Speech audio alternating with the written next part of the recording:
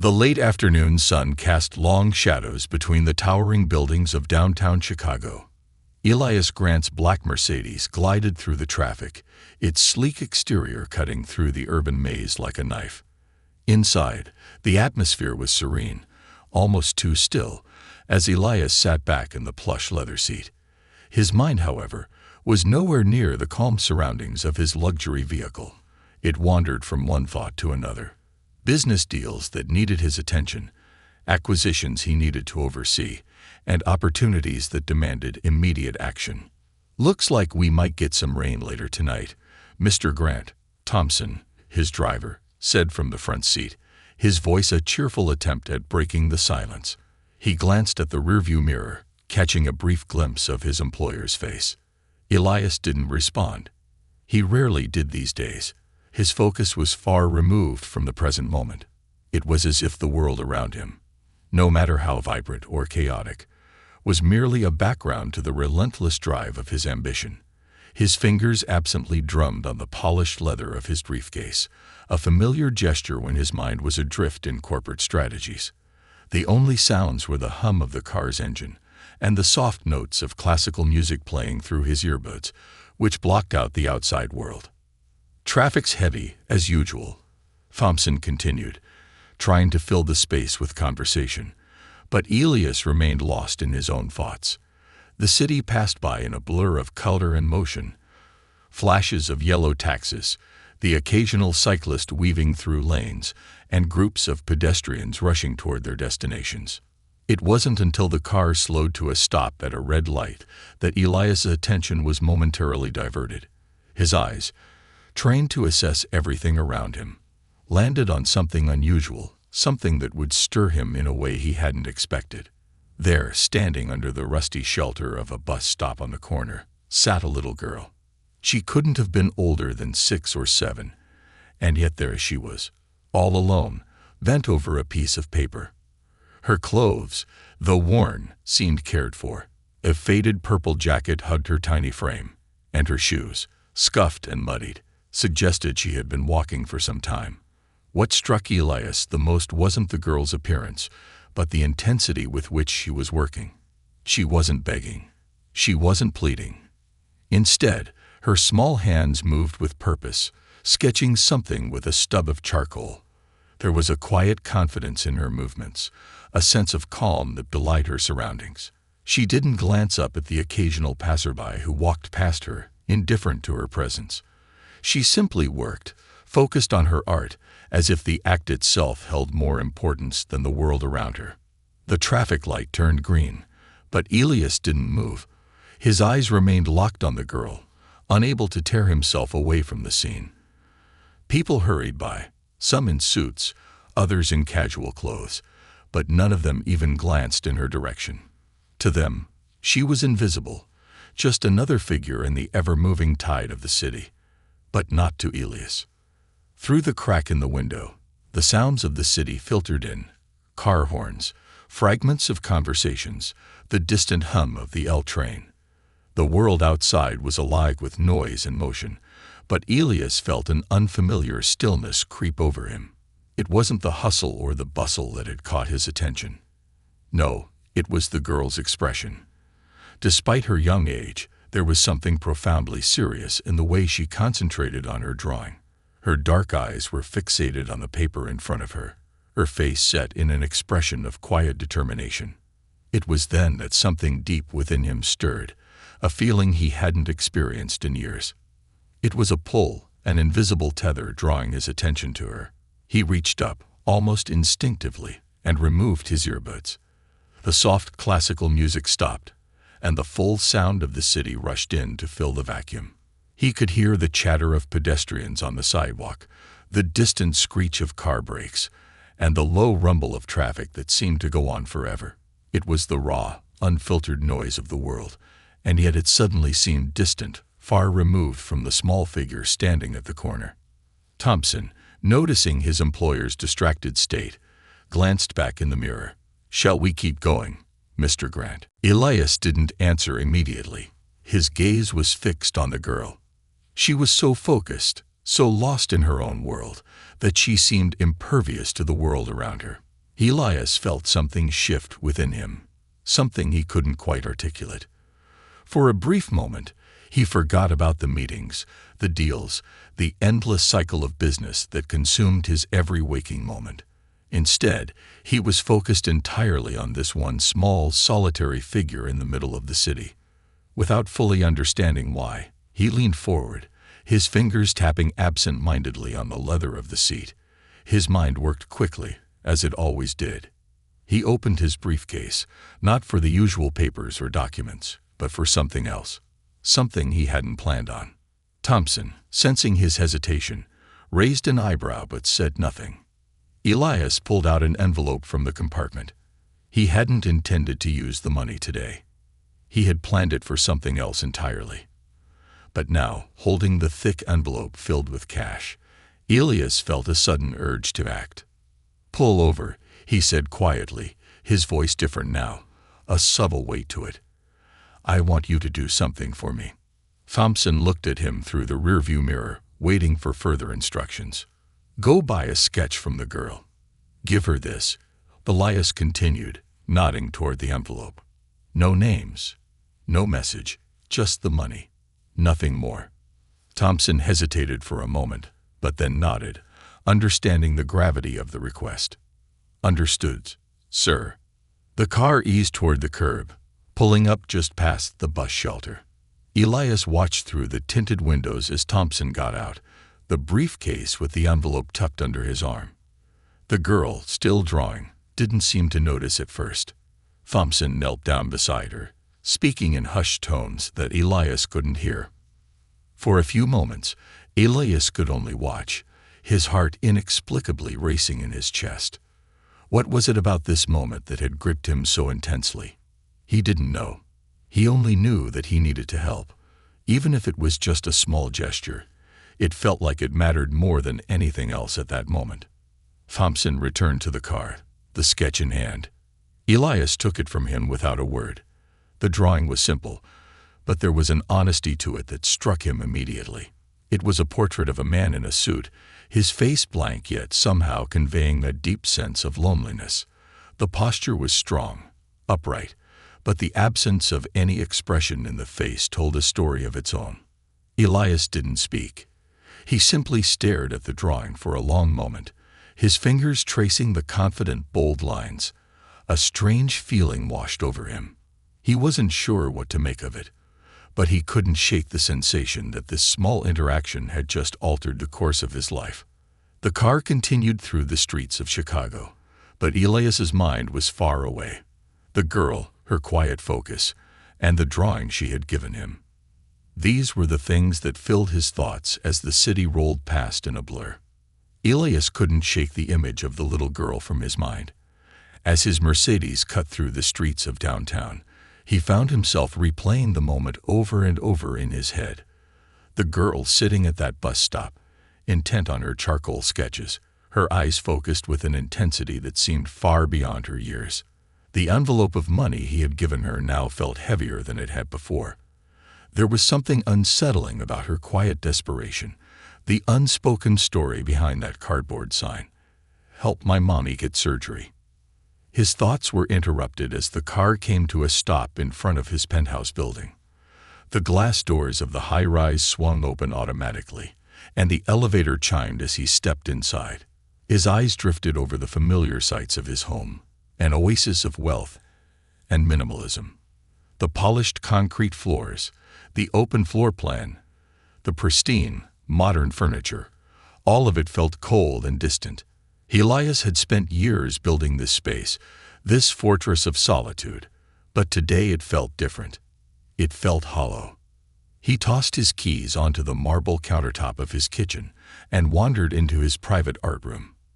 His gaze lingered on the carefully curated pieces of contemporary art that adorned the walls. His collection had taken years to amass, and he'd carefully selected each piece for its aesthetic value, its ability to reflect his taste. But as he stood there, surrounded by the art that had once been his pride, he felt nothing. There was no excitement, no rush. It was all just stuff. Expensive, beautiful stuff, but it didn't make him feel anything anymore. His eyes fell to the sketch he had received from the little girl. He reached into his coat pocket and pulled it out, his fingers tracing the lines of the portrait. It was simple, yes. The man in the suit was a basic outline. No intricate details, no expression. But the absence of expression on the face was what struck him the most. It was a face that could belong to anyone, a businessman, a father, a friend. But there was a profound emptiness to it. The figure stood tall and straight, yet it exuded a loneliness that made Elias feel a pang in his chest. The posture was strong, yet the absence of life in the eyes, the lack of any discernible emotion, made the figure appear distant. In some ways, it mirrored him, successful on the outside, yet hollow on the inside. He placed the sketch down on the table, his eyes lingering on it for a long while. His mind wandered again to the girl. What kind of life could she be living? What had brought her to that bus stop, at such a young age, to beg for money to save her mother's life? And what kind of mother would allow her child to go through such lengths? Elias's fingers tightened around the edge of the sketch, his thoughts growing darker. It wasn't just the girl he was concerned about anymore. It was the larger question of the world around her, a world that had failed her before she'd even had the chance to stand up on her own. Elias had seen his share of poverty, of injustice. He had built his fortune by climbing over people, by negotiating deals that crushed the competition, and by doing what was necessary to stay ahead. But this was different. This wasn't about business. It wasn't about numbers or percentages or acquisitions.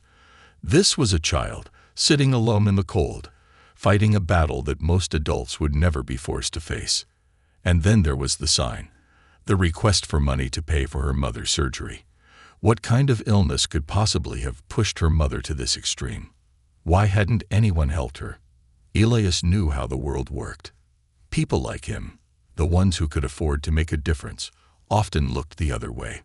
He had done it many times before, walking past those in need without a second thought, assuming that it was someone else's responsibility to fix the world's problems. But now, as the memory of the girl's face haunted him, he felt a deep sense of guilt, as if his own privilege had somehow enabled the system that had failed her. He couldn't shake the nagging feeling that he had just witnessed something far more profound than he'd originally understood. The next morning, Elias found himself thinking about the girl again. He had gone to bed late, staring at the ceiling, wondering how something so small could unravel so much inside him. He didn't know what it was, but he couldn't stop thinking about her struggle, about her quiet dignity, about her unspoken plea for help. He had promised himself he would just let it go, but something inside him had shifted. As the morning light streamed through his windows, Elias made a decision. He would return to the bus stop. He would find the girl. He had to know more about her life, and he couldn't leave it at that. He had to do something. He spent the morning making calls, arranging meetings, and reviewing contracts, but his mind was elsewhere. He found himself unable to concentrate, the girl's face lingering in his thoughts like an unfinished puzzle. He decided to take a break from work and made his way to the street corner where he had first seen her. As the Mercedes pulled up to the curb, Elias's heart began to race. He didn't know why he was nervous. After all, he had the power to help her. But something about this felt different, more personal. He stepped out of the car and walked over to the bus shelter, scanning the area for the girl. At first, he didn't see her. The spot where she had sat the previous day was now empty, the cardboard sign gone. Elias hesitated for a moment, his eyes sweeping the street. He couldn't understand why he felt this sense of urgency, this need to find her, but it was there, undeniable and relentless. Just as he was about to turn back, he spotted a familiar figure, a small girl in a purple jacket, sitting by the shelter, once again bent over a piece of paper, sketching. His heart skipped a beat. There she was. This time, Elias didn't hesitate. He approached her slowly, not wanting to startle her. When she looked up at him, there was no surprise in her eyes, just the same quiet intensity. Her gaze met his, steady and unflinching, as if she had been expecting him all along. "Hello," Elias said softly, crouching down to her level. "Can I buy another portrait from you?" She nodded without saying a word, her hand still clutching the charcoal. Her focus never wavered as she began to draw again, her small fingers moving quickly across the paper. Elias watched her for a moment, then reached into his coat pocket, pulling out the envelope with a much larger sum this time. "I want to help," he said quietly, his voice softer than he expected. The girl looked up, her eyes meeting his once more. She didn't say anything. She didn't need to. For the first time, Elias felt something shift inside him, an awakening, something that had been dormant for far too long. As the girl handed him the second sketch, Elias knew he had crossed a line. He wasn't just trying to help anymore.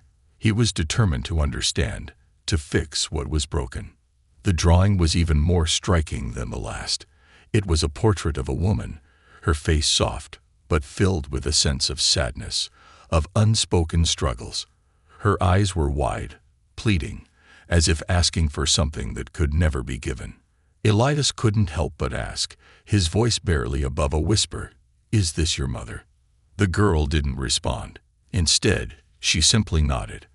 It was then that Elias realized the enormity of what he had stumbled upon. This wasn't just a story of a struggling family. It was a story of a broken system, a system that had failed not only the girl, but her mother as well. And Elias Grant, for the first time in his life, was determined to do something about it. The weight of the moment lingered with Elias as he walked back to his car, the sketch tucked carefully under his arm. He glanced down at the girl once more before stepping into the back seat, his mind already racing. The quiet, intense look in her eyes, the way she had handed him the portrait of her mother, he couldn't shake the feeling that he had just uncovered something deeper than a simple act of charity.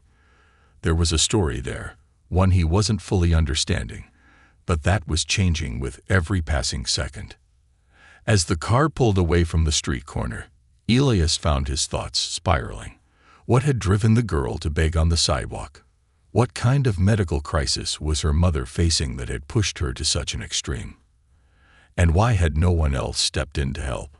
It wasn't just poverty. It wasn't just a lack of resources. There was something else at play here, something that struck at the very heart of the inequality that plagued the city. Elias had always been a man who thrived on control, who surrounded himself with wealth, security, and order. But now, it felt like those very things were failing him. Back at his penthouse, Elias paced through the living room, the polished concrete floors echoing beneath his footsteps. The sleek, modern furniture around him felt less like a home and more like a display of success that he no longer wanted. He couldn't remember the last time he had felt any connection to this place, or to the life he had built within its walls. It had all become a blur, a series of meetings, deals, and acquisitions that no longer brought him the satisfaction they once had. He had everything anyone could ever want: money, power, luxury. But for the first time, it all felt meaningless. Elias sat down at his desk and pulled out the sketch of the woman. He studied it intently, the lines and shadows drawing him in deeper with each glance. The sadness in the woman's eyes was haunting, and the sense of loss was palpable. Her face wasn't one of a victim. It was a face of strength, but also of resignation, as if she had given up fighting the system that had oppressed her for so long. He could see the reflection of the girl in her face, the same quiet determination, the same resolve to keep going even when everything around them seemed to be falling apart. Elias ran a hand through his hair, frustration boiling within him. He had spent his entire life climbing to the top of a system that rewarded only those who could exploit it. But now, as he sat in his perfectly designed office, staring at the face of a woman he had never met, he realized just how deeply he had been complicit in the very injustices he had always turned a blind eye to. The girl, her mother, and countless others were trapped in a cycle they couldn't escape, one that had been built into the very fabric of society. But Elias couldn't ignore it anymore. He had to act. The question was, where to start? The more he thought about it, the more one thing became clear. He couldn't solve this problem alone. It wasn't just about one woman, one child. This was a larger issue, one that needed more than just a single donation.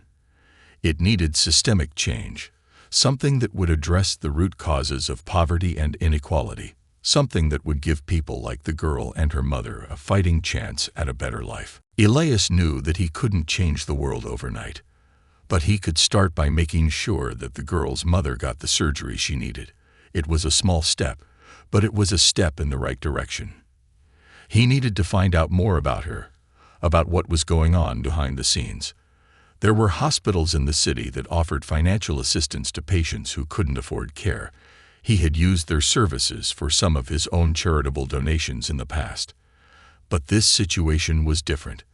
This wasn't just a matter of funding a surgery. It was about breaking the cycle of despair that kept people trapped in the margins of society. Elias began making calls to some of the best hospitals in the city, pulling strings and using his influence to get the ball rolling on the medical side of things. He would find out exactly what the girl's mother needed. He would pay for her surgery, of course, but he also wanted to make sure that the family was set up with the resources they needed to move forward.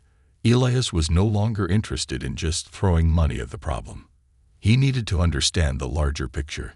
He needed to know how this system worked and what was keeping people like the girl's mother from getting the help they so desperately needed. As the day wore on, Elias found himself growing more and more determined. His business meetings felt like a distant memory as he focused entirely on this new mission. He wasn't going to be content with simply helping one family. He wanted to make a difference on a larger scale. He had the power, the resources, and the connections to change things, but he needed to be smart about it. He needed to build a network of people who shared his vision, people who understood that true change wasn't about charity, it was about empowerment. Elias began researching nonprofit organizations, local activists, and even politicians who were working to address the very issues that had led to the girl's desperate situation. He spent hours poring over articles, reports, and news stories, all while drafting plans for how he could leverage his wealth to bring about real change. It wasn't enough to simply cut a check or throw money at an issue. He wanted to create a lasting impact, something that would continue long after he had moved on to the next deal. As the sun set over the city, Elias realized that he had spent the entire day working on this new mission. He hadn't felt this driven in years, not since the early days of his career when he had been hungry for success, for recognition. But now, it wasn't about that.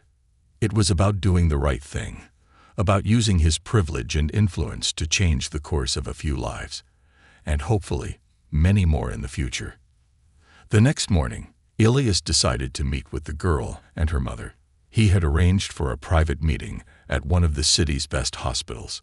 They had agreed to allow him to pay for the surgery up front, but Elias wanted to speak to the mother himself. He needed to hear her story. He needed to understand how this had all happened. As he stepped into the hospital lobby, Elias couldn't help but feel a sense of unease. He had dealt with the best surgeons, the top medical professionals. But this was different. This wasn't just a transaction. This was about a human being. Two human beings who had been forgotten by the system that was supposed to protect them. He took a deep breath, squared his shoulders, and walked toward the waiting area where the girl and her mother were sitting. When he saw them, he felt that same familiar pang in his chest, the pull of something bigger than himself. The girl, with her quiet demeanor and steady gaze, stood up as Elias approached. And beside her, a woman sat, looking fragile but strong, her face lined with both exhaustion and determination. "Thank you for coming," Elias said, his voice sincere. "I want to help." The woman looked up at him, her eyes filled with a mixture of gratitude and suspicion. She said nothing, but her hand tightened around the girl's small fingers.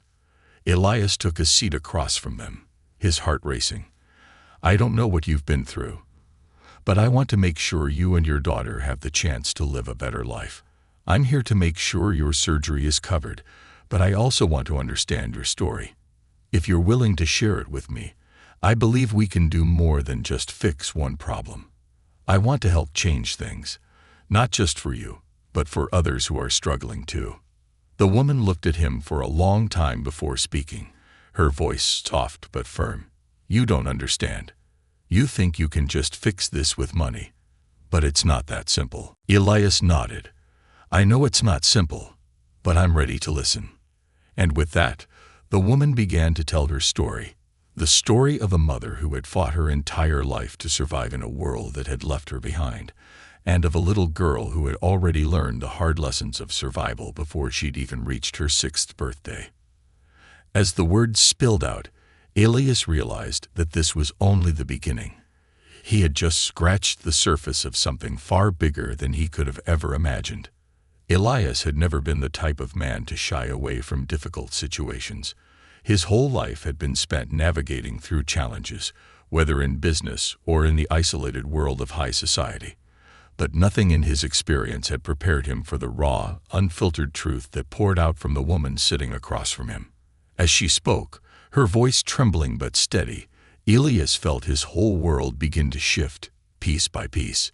The woman's name was Clara, and the girl sitting beside her, her daughter, was named Amina. Clara explained how they had come to this point, the point where a mother was forced to rely on the kindness of strangers just to get the life-saving surgery she needed. It wasn't just that Clara couldn't afford the medical bills. It was that the system itself had put up insurmountable barriers to her. She had worked her whole life. At first, as a janitor in one of the city's wealthiest office buildings, then as a waitress, and even as a caregiver for the elderly. But the cost of living in Chicago, combined with the medical expenses she couldn't escape, had left her with nothing. Her diagnosis had come just 2 months ago, a rare, aggressive form of cancer that required immediate surgery. The doctors had given her a bleak prognosis. They said she had months to live if she didn't undergo surgery, but the surgery itself would cost tens of thousands of dollars, something Clara knew she could never afford. She had tried to apply for financial assistance, but the forms were endless, and the bureaucracy felt like an impenetrable wall. She had even been told that without the proper insurance or sponsorship, she would be put on a waiting list for treatment, a waiting list that stretched for months. Clara's story was one of hopelessness, of a woman who had done everything right, only to be knocked down by the system she had believed in. She had tried every avenue she could think of, but nothing worked. The bills piled up. The hospital threatened to discharge her before the surgery, despite her condition. She was caught in a nightmare of medical debt and broken promises. And then there was Amina. Her daughter had been the one who insisted on drawing portraits to raise the money for Clara's surgery. Amina had seen her mother in pain, too weak to work, and had come up with the idea to ask strangers for help. At only 6 years old, she knew enough about struggle to understand that sometimes the only way to survive was to reach out to others. But Amina had also seen the harshness of the world. Most people walked past her on the sidewalk, ignoring her sign, too busy with their own lives to care. But there was a glimmer of hope in her, a tiny flame of belief that someone might see her, that someone might understand. As Clara spoke, Elias felt a knot tighten in his stomach. He had always prided himself on his ability to see opportunities, to find solutions to problems that others couldn't. But this situation wasn't about business strategies or acquisitions. This wasn't about making money. It was about survival, about dignity, and about the unspoken cruelty of a system that was supposed to help, but instead left people like Clara and Amina to fend for themselves. "What am I supposed to do now?" Clara asked, her voice breaking. "Where do I even go from here? I don't want to die, but I'm out of options. I've been working my whole life, and still can't get ahead. My daughter deserves so much more than this, more than I can give her." Elias took a deep breath. The gravity of the moment hit him with full force. It wasn't enough just to help Clara. It wasn't enough to write a check or offer a one-time donation. This was bigger than that. This was about understanding the systemic failures that allowed people like Clara to fall through the cracks and doing something to change it. But Elias also knew that fixing a system this broken wouldn't be simple. It wouldn't be quick. "I'll help," Elias said quietly, his voice unwavering. "I'm going to make sure your surgery happens. I'll cover the costs, and I'll make sure you get the treatment you need. But this isn't just about money. This is about giving you the chance you deserve, and giving Amina a future. I want to help you both in a way that goes beyond just one moment." Clara looked up at him, her eyes filled with disbelief, but she didn't say anything. It wasn't as if she didn't believe him. It was more that she couldn't wrap her mind around the idea that someone like Elias Grant, a man who had everything, would care about someone like her. But in that moment, Elias made a silent vow to himself. He would not be like everyone else who had ignored her plight. He would not walk away. He would be the one who would help rewrite their story. "I'm not just going to pay for the surgery," Elias continued. "I want to know everything about you, about your situation, about what happened. I want to understand what you've been through. I want to make sure that no one else has to go through what you've endured." Clara blinked, clearly taken aback by his words. "Why would you care? You don't know me." Elias leaned forward, his hands resting on his knees. "Because I've spent my whole life focusing on business, on wealth, on acquiring things, but I've ignored the very people who need help the most, the people who are trapped by a system that doesn't care about them. And that's going to change. I'm going to make sure it changes." Clara didn't respond at first. She just sat there, her hand gently holding Amina's, both of them caught in the heavy silence that filled the room. For a moment, Elias wondered if he had gone too far, if his words had sounded too rehearsed, too much like a man trying to prove something to himself. But then Clara spoke again. "You really mean that?" she asked, her voice soft, almost tentative. "You'll really help us?" Elias nodded, his eyes meeting hers with full sincerity. "Yes, I will. This is just the beginning, Clara. I'm not going to let you go through this alone." As Elias left the hospital later that day, the weight of the promise he had made settled over him like a heavy cloak. He had made the decision to help Clara and Amina, but he also knew that it wasn't enough to simply pay for a surgery. This was about changing the future, not just for them, but for countless others who had fallen victim to the same system. Elias wasn't going to stop at just one act of kindness. He was going to tear down the walls that had been built to keep people like Clara in the dark, and he was going to make sure that Amina had a chance at a future, one where she didn't have to beg for survival. He had started with a small gesture, a simple act of kindness. But Elias knew that he couldn't stop there. He had to keep going. There were lives at stake, and for the first time in a long while, Elias felt a sense of purpose that had been missing from his life for years. It was time to make a difference. No more waiting, no more hesitation. The time for change was now. As the days passed, Elias found himself consumed by the mission he had set in motion. What had started as a moment of fleeting compassion had transformed into something far more profound. A journey that would challenge everything he thought he knew about success, power, and the role of wealth in shaping the world. Clara and Amina's situation became his obsession. Every morning, he woke with a sense of urgency, a sense of accountability that he couldn't shake. The looming question was no longer about how he could help them. It was how he could change the system itself. After paying for Clara's surgery, Elias worked tirelessly to ensure she had access to the best doctors, the best care, and the resources she needed to make a full recovery. But as he spent more time with her, as he saw the depths of her struggles, he began to realize something he hadn't fully understood before. It wasn't just about one person, one family. It was about the invisible millions who lived in the margins of society, unnoticed, unheard, and unsupported. This was a larger problem, a systemic issue that stretched beyond any one individual. It was about a system designed to keep people like Clara trapped, while the privileged few reaped the rewards of their hard work, their determination. Elias knew that to truly help, to make a difference in the lives of people like Clara and Amina, He needed to confront the broader forces at play. He couldn't just give money or offer one-time support. That would only be a temporary solution. No, he needed to take action on a scale that would demand attention, that would force the powers that be to listen to the stories of those left behind. He began to research the history of healthcare inequality, the impact of systemic racism, and the barriers that prevented families from accessing the resources they needed. The more he learned, the angrier he became. But with anger came clarity. Elias understood now that the problem wasn't just Clara's situation. It was the countless other families facing the same fight, the fight for basic dignity, for life-saving treatment, for the right to live without fear of being crushed by the weight of debt. It wasn't just about healthcare.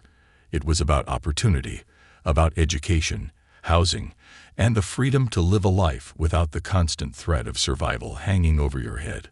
Determined to take action, Elias began making calls to doctors, philanthropists, and lawmakers, reaching out to anyone who might share his vision of a more equitable society. He threw himself into the cause, using his influence, his wealth, and his network to push for change.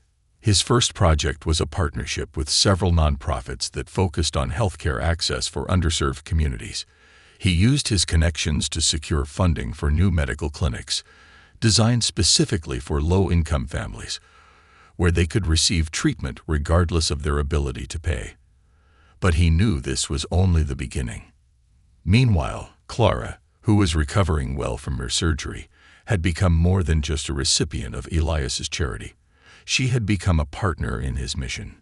Elias had invited her into meetings, asking for her perspective, and listening to her first-hand account of what it was like to fight for survival in a system that seemed determined to break people like her.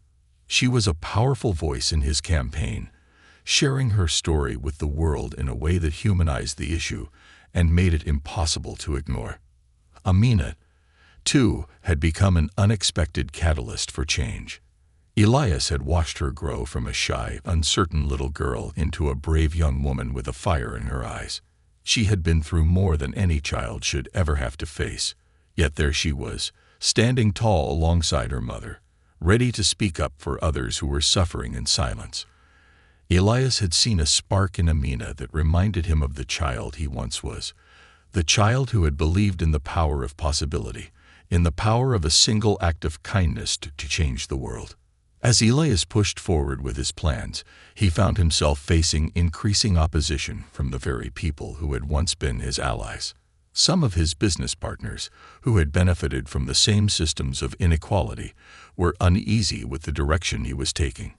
They argued that Elias was stepping into dangerous territory, that he was jeopardizing his reputation and his wealth by championing causes that could alienate the very people who had made him successful.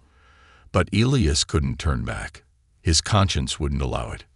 One evening, as he sat at his desk in his penthouse, looking out over the sprawling city below, he received a phone call that would change everything. It was from Clara. "Elias," she said, her voice full of emotion, "there's something I need to tell you." He could hear the hesitation in her tone, the uncertainty. He set down the papers he was reading and sat back in his chair, his heart racing.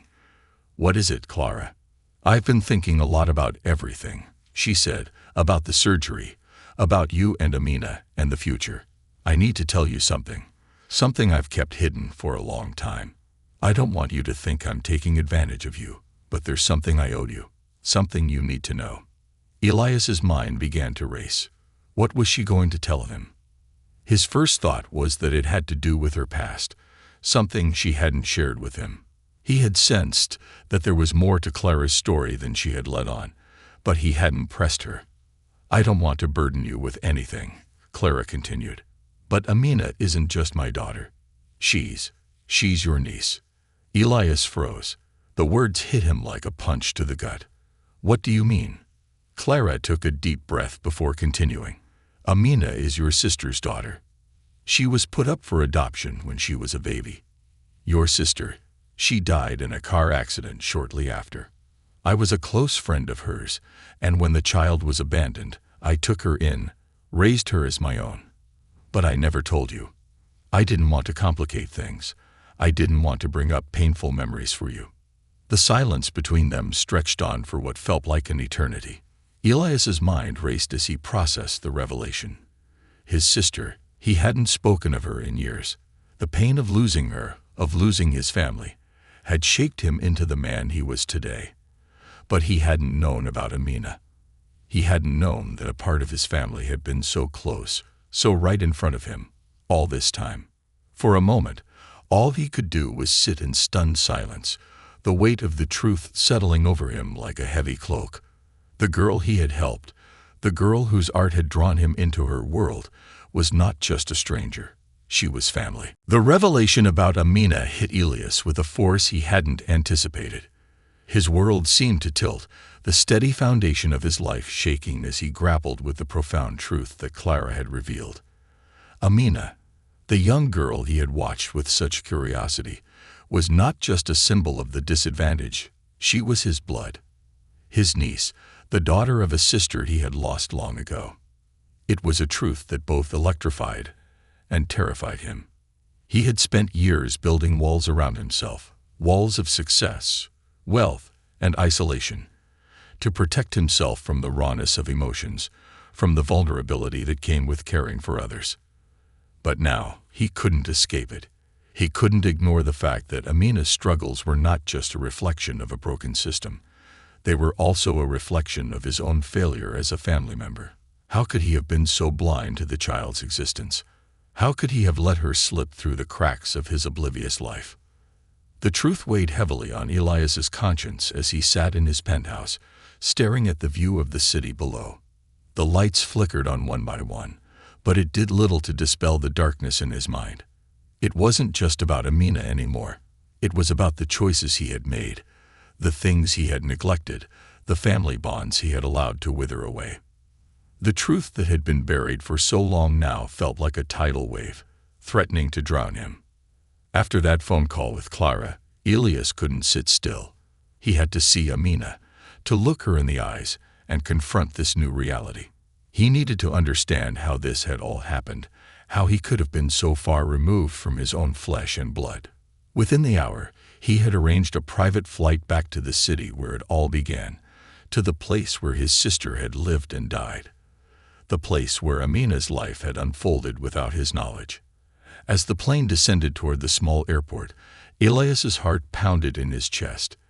He had never been one for sentimentality, never believed in the fairy tale notion of family reunions. But this was different. This was his reality, and it felt like he was stepping into a new world, a world where he was no longer the detached observer, but a participant in something much greater than himself, something much more powerful. He didn't know what he expected when he arrived at the small house where Clara and Amina had been living. Maybe he expected some sort of grand confrontation, an emotional outpouring that would clear the air between them. But as he knocked on the door and waited for Clara to answer, the moment felt almost surreal. She opened the door with a smile, but Elias could see the apprehension in her eyes. "Elias," she said softly, "come in. Amina is waiting for you." The house was modest, simple in a way that reflected the life Clara had carved out for herself and her daughter. It wasn't grand like his penthouse, but there was a warmth to it, a comfort in its quiet, homey atmosphere. Amina was sitting at the kitchen table, her back turned as she focused on her homework. Elias took a slow, steady breath as he approached her, unsure of what to say, how to bridge the gap between the stranger he had been to her and the family he had just discovered. "Amina," Clara called gently, "there's someone I want you to meet."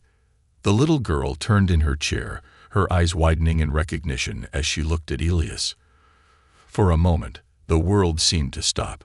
She stared at him, her gaze lingering, before standing up slowly. Elias swallowed hard, his throat tight with emotion. Amina wasn't just any child. She was his niece, the daughter of his sister, the one he had failed to protect, the one he had failed to even know existed. "Hi," Amina said, her voice quiet but filled with a strength beyond her years. She wasn't afraid of him. She didn't shy away. In fact, there was something in her that reminded Elias of himself when he was younger. The same determination, the same spark of resilience. "Hi," Elias replied, his voice rough. I didn't know." Amina studied him for a moment, her eyes flicking between his face and Clara's. "You didn't know what?" she asked. "That you were my niece," Elias said, the words finally leaving his mouth. "That you're my family. I should have known. I should have been there for you." Clara stepped forward, placing a hand on his arm. "Elias, this isn't about blame. It's about now. It's about what we can do together." Elias nodded, his mind still reeling from the shock. But in that moment, something inside him shifted. He didn't know what the future would look like, but he knew he couldn't turn back now. The life he had been living, the one filled with meetings, acquisitions, and financial strategies, seemed so small now, so insignificant in the face of the reality that was unfolding before him.